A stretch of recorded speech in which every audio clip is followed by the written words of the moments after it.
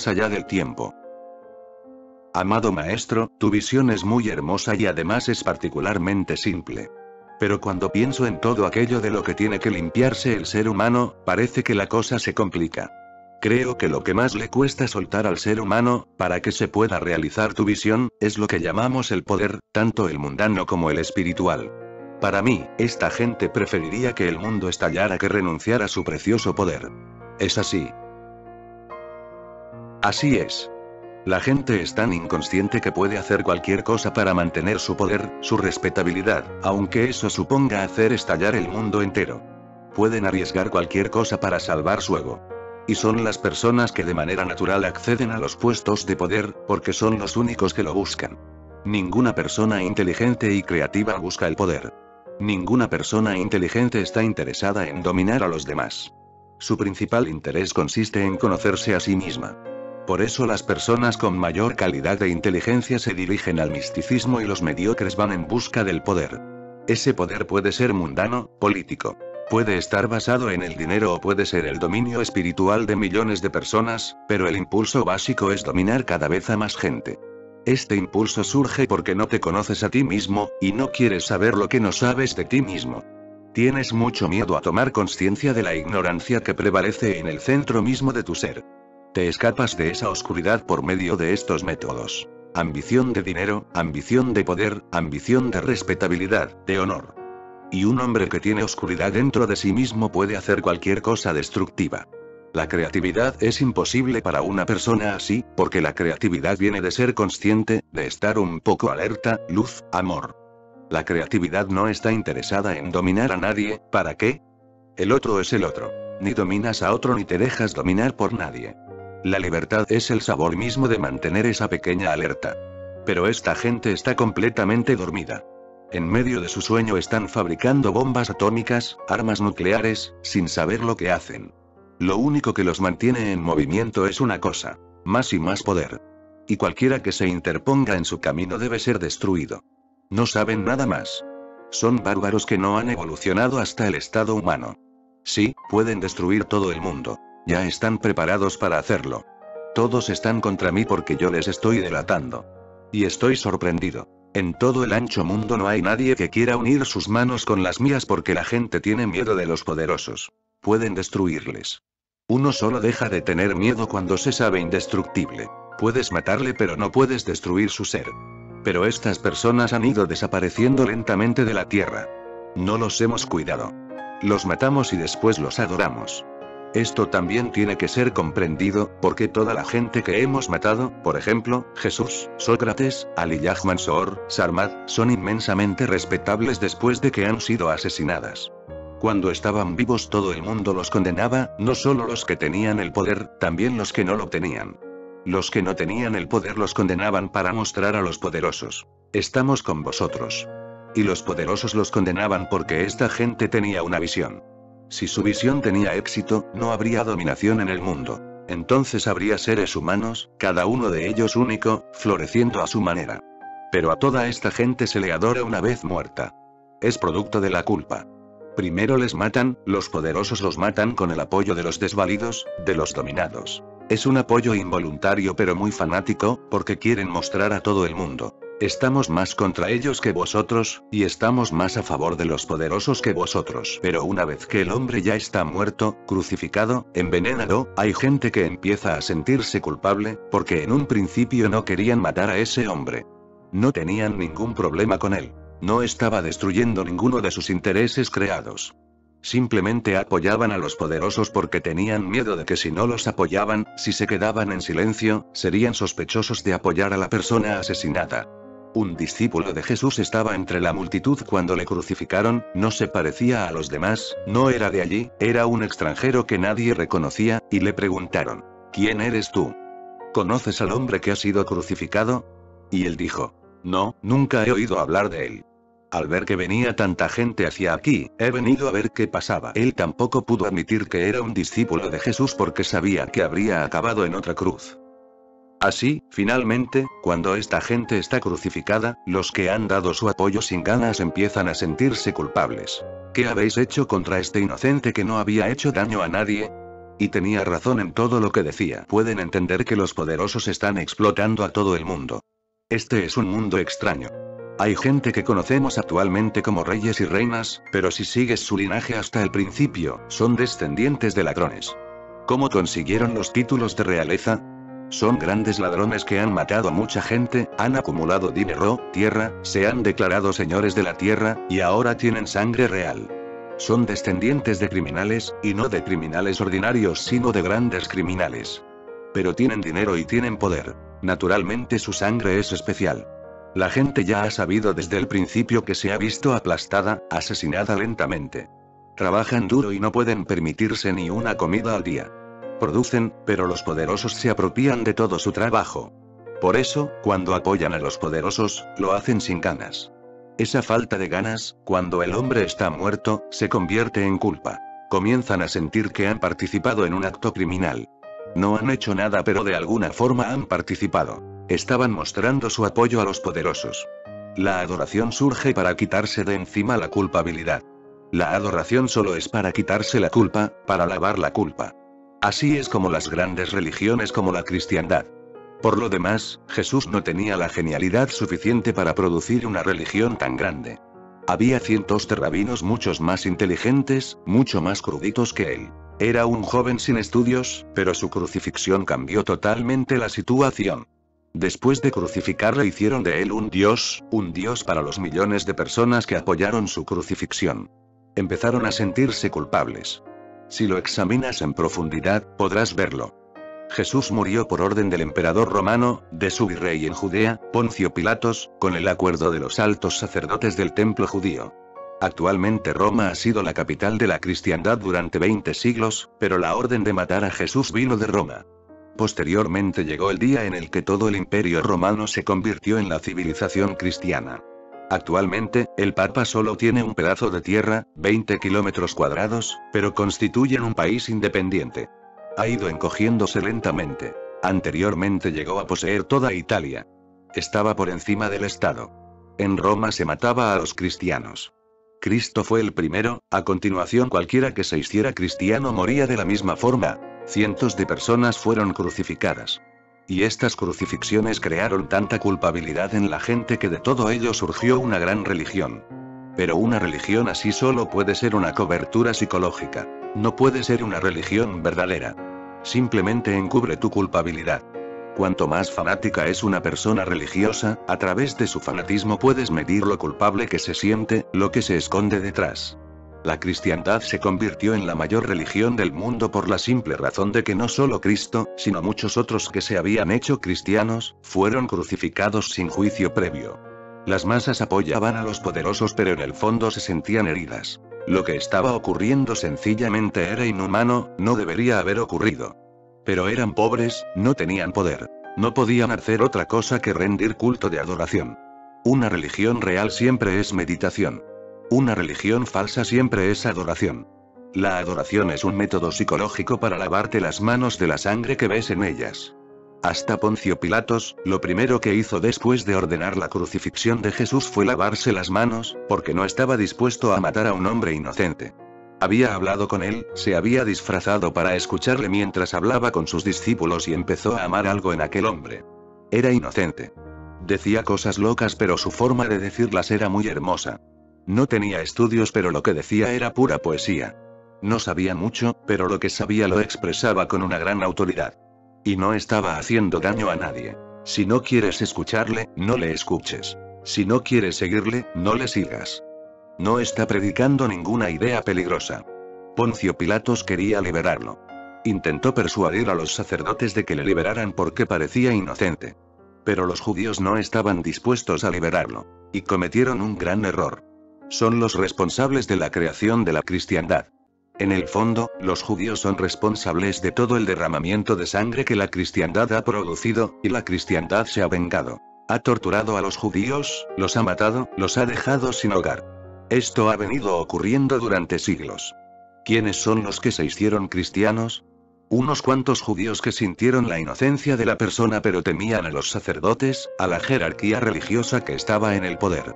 A continuación hubo mucha más gente crucificada en Roma, y muchos más romanos se hicieron cristianos. Existía el acuerdo de que cada año los judíos pedían a Poncio Pilatos que perdonara la vida a una persona justo el día antes de su gran fiesta religiosa. Se hacía por misericordia religiosa, se hacía por compasión.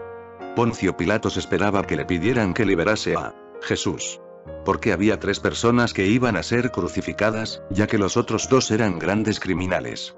Pero los sacerdotes y la jerarquía de rabinos gritó: «Queremos a Barrabás». Un criminal que había cometido 7 asesinatos. Ni el mismo Barrabás se podía creer que le fueran a liberar, y aquel pobre tipo, Jesús, a quien conocía. No estaban pidiendo su libertad. Y eso que no había hecho nada. Barrabás fue salvado.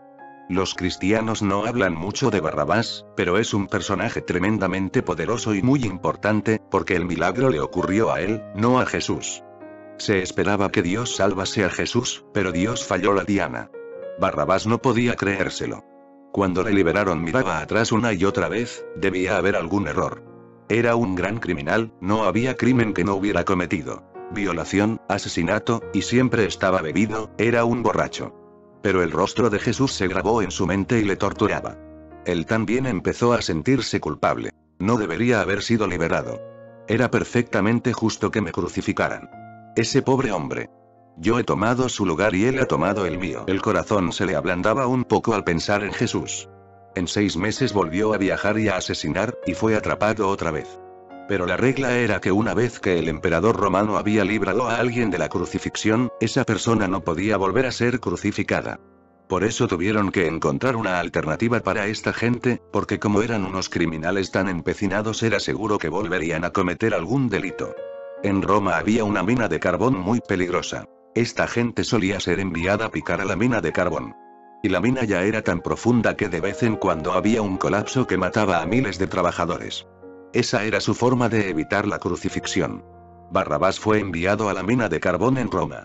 A los 3 meses la mina colapsó. Murieron al menos 3000 personas. Solo sobrevivió Barrabás, todos los demás murieron. Y ese fue el segundo milagro. No podía creer lo que le había ocurrido. Le habían colgado en la cruz y luego le bajaron. No podía creérselo. Estaba totalmente preparado para la crucifixión y sabía que había cometido tantos crímenes que aquello estaba perfectamente justificado. Ni se planteaba la posibilidad de ser liberado. ¿Y ahora qué había ocurrido? Habían muerto 3000 personas y solo se había salvado él. Hasta el emperador y la emperatriz romanos se dieron cuenta de que debía ser un hombre de Dios. Había vuelto 2 veces de la muerte. Fue llamado a Roma. Se había hecho tan famoso que la gente quería tocarle, casi se había vuelto divino. Solo el hecho de tocarle ya era una gran experiencia. Hasta la emperatriz quería tocar a Barrabás. Pero el emperador dijo: una prueba más. Las 2 ocasiones anteriores pueden haber sido fruto de la casualidad y la última prueba fue, cada año se celebraban unos juegos en los que se enviaba a los criminales desarmados a luchar contra los leones hambrientos. Barrabás fue arrojado a un león hambriento y pudo salir del aprieto por 3ª vez. Mató al león hambriento. Entonces hasta el emperador pensó: ya no puede ser un accidente. Nunca se había visto antes, todos los criminales eran comidos por los leones. Esta era la primera vez que un criminal mataba a un león. Salió victorioso, sin un rasguño. Le liberaron y le concedieron la ciudadanía romana. Ya no era un esclavo, porque en aquellos días las personas se dividían en 2 categorías: los esclavos y los ciudadanos. Le dieron la ciudadanía. Era un gran honor, especialmente para un criminal, pero había probado 3 veces que podía volver de la muerte. Los cristianos tienen muchos problemas para probar que Jesús hacía milagros. Barrabás era el que hacía milagros. Se esfuerzan en probar que Jesús es el unigénito de Dios, pero parece haber un error. Parece que Barrabás es el unigénito de Dios. Durante todos esos años Barrabás estuvo llevando el recuerdo del rostro de Jesús, y se había estado sintiendo culpable por haberse salvado. Ha habido algún error. Y yo he sido salvado 3 veces. Empezó a reunirse con los cristianos en las catacumbas donde se juntaban para que nadie lo supiera. Escuchó por primera vez el mensaje de Jesús y se hizo cristiano. El día que se hizo cristiano fue atrapado y crucificado, y entonces no le ocurrió ningún milagro. Es una historia muy extraña. Pero los romanos, que ahora son italianos, comenzaron a sentir que miles de personas estaban siendo crucificadas solo por tener algo que ver con Jesús y sus enseñanzas. El imperio romano desapareció y todas las tierras de los romanos se hicieron cristianas. Y desde allí el cristianismo comenzó a expandirse hacia el resto del mundo. Para ser cristiano, para ser una persona religiosa, el sentimiento de culpabilidad es básico. La religiosidad real no surge de la culpabilidad sino del silencio, del amor, de la actitud meditativa. La gente que detenta el poder está a punto de destruir el mundo para no perder su poder. Puedo entender su lógica, aunque quizá ellos mismos no sean conscientes de ella. Su lógica es: ¿cómo vamos a morir de todos modos? ¿Qué más da que todo el resto del mundo muera? Nuestra muerte es cierta, ¿qué nos importa que el mundo siga viviendo después de nosotros? Debemos tener el poder mientras estemos aquí, y no tenemos que preocuparnos por lo que pueda pasar si estalla una tercera guerra mundial. La lógica interna es: el día que uno muere, todo el mundo está muerto para él. Un día no estabas aquí. Que el mundo estuviera aquí o no, no habría supuesto una gran diferencia para ti. Un día no estarás aquí. Que el mundo siga estando o que las armas nucleares lo hayan hecho estallar no supondrá ninguna diferencia para ti. Lo que supone una gran diferencia para ellos es que, si están en el poder, quieren probar al resto del mundo que son los más poderosos. Ahora esta competición ha llegado a un punto suicida, y América tiene prisa para que estalle la tercera guerra mundial. Rusia quiere retrasarlo un poco porque América ha desplegado una trama de microondas por todo el país. Se han invertido en ello miles de millones de dólares. No puedes verla, no obstruye nada. Lo único que hace es impedir el paso de armas nucleares. Si se dispara una bomba nuclear sobre América, si un misil viene hacia América, será devuelto. No puede entrar en el país. América se siente segura. Por eso ha ocurrido la refriega con Libia. La Unión Soviética aún no ha podido, están trabajando muy duro para crear una armadura protectora alrededor del país. Su país es grande, vasto. Sus recursos financieros no son tan grandes como los americanos, pero siguen preparándose. No tienen otra salida. Estos dos poderes nucleares están preparando su protección. Entonces América enviará misiles a la Unión Soviética que ésta también devolverá. Nadie sabe dónde caerán, caerán en alguna parte. Pero esos países están protegidos y todo el resto del mundo carece de protección. Por eso todo el mundo está en peligro. Ahora mismo, la Unión Soviética todavía no tiene preparada la protección. Lo de Libia solo ha sido una forma de comprobar si Rusia está preparada o no. Si hubiera estado preparada, la tercera guerra mundial ya podría estar en marcha. La Unión Soviética está dispuesta a apoyar a Libia, pero tiene miedo de hacerlo por la simple razón de que aún no dispone de protección para su propio país. Necesita tiempo.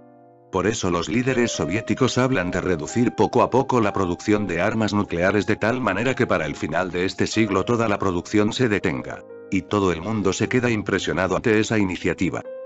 América no puede aceptarla porque se ha gastado miles de millones de dólares en una armadura protectora que ahora sería inútil. Miles de millones de dólares en armas nucleares y ninguna oportunidad de utilizarlas. América tiene prisa. Quiere una excusa. Y la distancia no es muy grande, quizá en un año la Unión Soviética ya esté preparada. Por eso, si la guerra tiene que ocurrir, América la quiere cuanto antes. La hija de Gaddafi murió porque América bombardeó sus hogares. No dejó ni su tienda en el desierto, y Gaddafi se quedó en silencio, no emprendió ninguna acción. Por el contrario, dijo que si América bombardeaba cualquier otro lugar, su estrategia consistiría en bombardear ese lugar y culpar de ello a Libia. Libia es un país pequeño, pero es la excusa perfecta para provocar a la Unión Soviética. Y Gaddafi dijo: la próxima vez que Libia sea bombardeada puedes estar seguro de que será el principio de la tercera guerra mundial. ¿Pero por qué la próxima vez? Porque la Unión Soviética necesita un poco de tiempo. Si en el mundo hay gente inteligente, deben presentar una protesta unificada ante las Naciones Unidas. Esto es intolerable. La paciencia tiene un límite, tenemos que prohibir todas las armas nucleares, debemos tirarlas al mar o encontrar la forma de inutilizarlas o darles una utilización creativa. Quizá no estemos muy lejos, menos de 10 o 15 años, América tiene prisa, y la prisa tiene una razón. Ha de ser antes de que la Unión Soviética complete su proyecto de protección, porque después los dos países estarán protegidos. Entonces morirán todos los que no estén participando en la guerra, todos los que no tengan nada que ver con la lucha, los que están fuera de la guerra pero carecen de protección. Los misiles nucleares devueltos caerán por todo el mundo. La élite intelectual del mundo tiene que crear una atmósfera a nivel mundial que deje muy claro que las consecuencias no se limitan a los Estados Unidos y la Unión Soviética. Está implicado el mundo entero. Como todo el mundo va a sufrir, todo el mundo debería unirse contra estas dos naciones y obligarlas a detener esta loca carrera de las armas nucleares y el poder.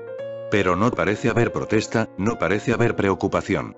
El mundo sigue su viejo círculo rutinario. Parece que la gente no tiene ninguna alerta, ninguna claridad respecto a este problema. Puedo ver claramente que hay más posibilidades de que el mundo estalle que de que se salve, porque no se está haciendo nada por salvarlo y se está haciendo todo lo posible para que estalle. Y como yo hablo en contra de esta situación, América está contra mí y la Unión Soviética también está contra mí. Este es un fenómeno extraño. Si América está contra mí, la Unión Soviética debería estar a mi favor. Y también podría ser verdad en el otro sentido. Pero ambas están contra mí, porque en realidad yo no estoy en contra de América o de la Unión Soviética. Estoy en contra de este juego de poder que es sencillamente idiota.